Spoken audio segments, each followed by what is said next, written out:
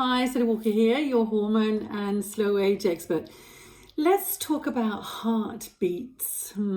So not that sort of little bit of a flutter that happens every time you see your favourite man, not that kind of heartbeat, but the continuous cycle of your heart contracting and relaxing, which goes on every single day, every single second, every single minute, every single day, etc. of your life. Yes, pretty important, isn't it?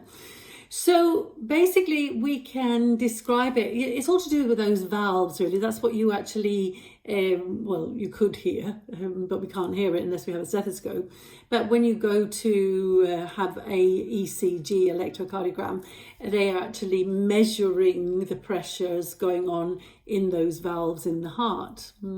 So anyway, we basically got the systolic and the diastolic. So when we have our blood pressure measured, we will be measuring. So the 120 over 80 is sort of your goal, if you like. It can be lower, but you don't want to go way too low. But around 110, 120 over 70, 80, that would be a good place to be. So the 120, the upper number, is the systolic. And that's the contraction. That's where your heart is pushing the blood out to the body or out to the lungs. That's what's going on there. And then the lower number, so the 70 or the 80, are the diastolic, and that's actually where the heart is relaxing and it's filling with blood. Yeah.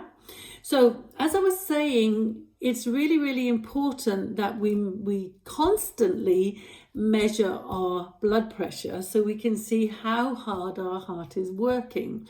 So if your systolic pressure increases, so if the 120 goes to 130, 140, whatever, up to over 200, if you like, then it's telling you that your ventricles, the lower chambers of the heart, have to squeeze harder to force that blood out into the system.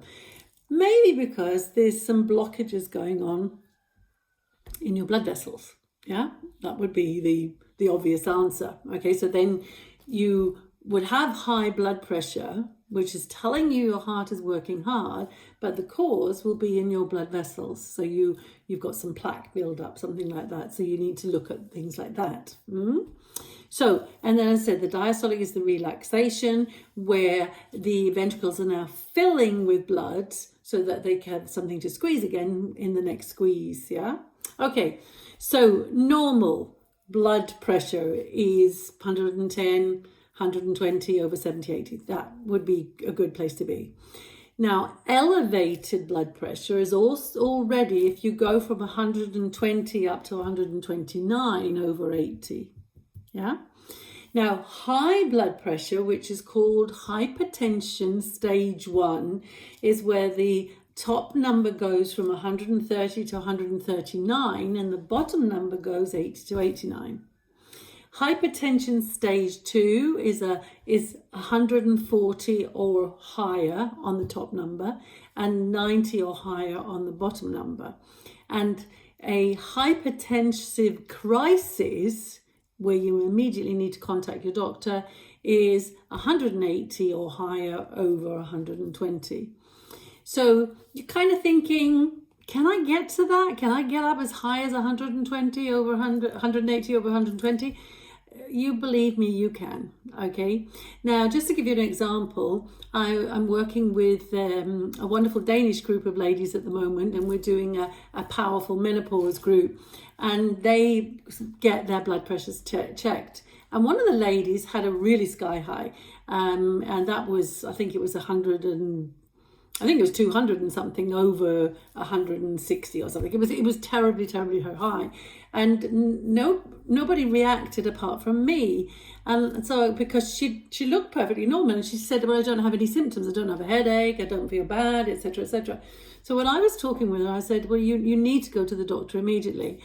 And anyway, so we were talking, and she said, I've been eating a lot of licorice. Could it be that? Ooh, alarm clocks went off. Yes, it absolutely can be because of high levels of licorice. So if you got a sweet tooth for licorice, be very careful, because it affects water retention, which is going to affect blood pressure. So it's going to affect your kidney function. your adrenal function, and both of these are going to be able to control your blood pressure. So water retention is going to increase volume, is going to increase blood pressure. Okay, so yes, so anyway, she ended up going to the doctor, and the doctor was very concerned, obviously, and gave her some medication, which was just not a permanent medication, but we wanted to see if now she stopped eating licorice, if the numbers would come down. So believe me, people, you need to be aware of your blood pressure, especially if you're eating licorice. No, you need to be aware of your blood pressure, because we do not. She had no idea. She felt great. She didn't have a headache. There was no symptoms. Okay, so, and her blood pressure was sky high. No, we're not even talking about just a little bit high. We're talking about very, very high.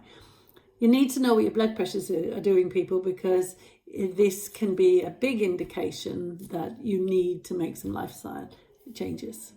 Happy hormones, happy life.